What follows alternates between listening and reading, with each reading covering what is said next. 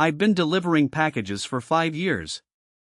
You learn the rhythm of a city, the roads that clog at 5 p.m., the dogs that bark through every screen door, the houses where nobody answers. But nothing prepares you for what I saw last Tuesday. It started on Maple Street. I was 3 deliveries into my shift when I noticed an elderly woman standing at the intersection. She wore a faded blue dress, the kind my grandmother used to own, and she was perfectly still. Just standing. Watching. I didn't think much of it. Old people wait at crosswalks all the time. An hour later, I was on Jefferson Avenue, 12 blocks away. I looked up from my scanner and there she was again. Same blue dress. Same unnerving stillness. This time, she was closer to the road. Almost at the curb. My skin crawled. I told myself it was a coincidence. Maybe she was walking the same route. Maybe I was just tired. By the 4th sighting, I stopped believing in coincidences. She was on Walnut Street, standing at the end of a driveway. My driveway. I live alone in a small rental at the end of a cul-de-sac. There is no reason for this woman to be there. I slammed on my brakes and got out of the van. "Excuse me?" I called out. "Can I help you?" She didn't flinch. Her eyes were locked onto mine with an intensity that made my chest tighten. I walked closer, and that's when she smiled. It wasn't a kind smile.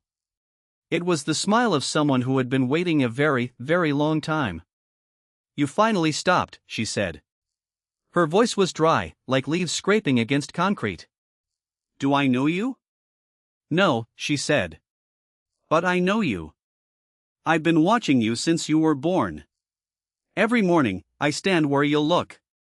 Every evening, I move a little closer. Today, you finally saw me." The words didn't make sense. But something in her tone made my blood run cold. "What do you want?" I whispered. She tilted her head. "I'm not here to take anything from you. I'm here to give you something. An answer." "To what?" She took a step forward. I took a step back. "To the question you ask every night before you fall asleep. The one you whisper when the house is dark and quiet. Is any of this real?" My heart stopped. She was right. I ask myself that every single night. I've asked it since I was a child. "The answer," she said, her smile widening into something impossible, "is no. None of it is real. You're not a delivery driver. You're not even a person. You're a loop." A fragment of a thought that got stuck repeating itself. I'm the one who's supposed to close loops like you. I wanted to run. I wanted to scream. But my legs wouldn't move. "Don't be scared," she said. "It won't hurt.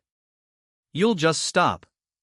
And then someone else will wake up, and they'll ask the same question, and I'll stand on their corner, and I'll wait. I've been doing this longer than there have been people to close. The last thing I remember is the smell of old fabric and dust. Then nothing. I woke up this morning in my bed. The clock said 6:15 a.m. My work phone showed a new route for the day. Everything was normal. But when I walked to my van, I saw her. Standing at the end of my driveway. Same blue dress. Same empty smile. She raised one hand and waved. I don't remember starting the engine. I don't remember driving. But I've been driving for 7 hours straight, and she's at every intersection. Every stop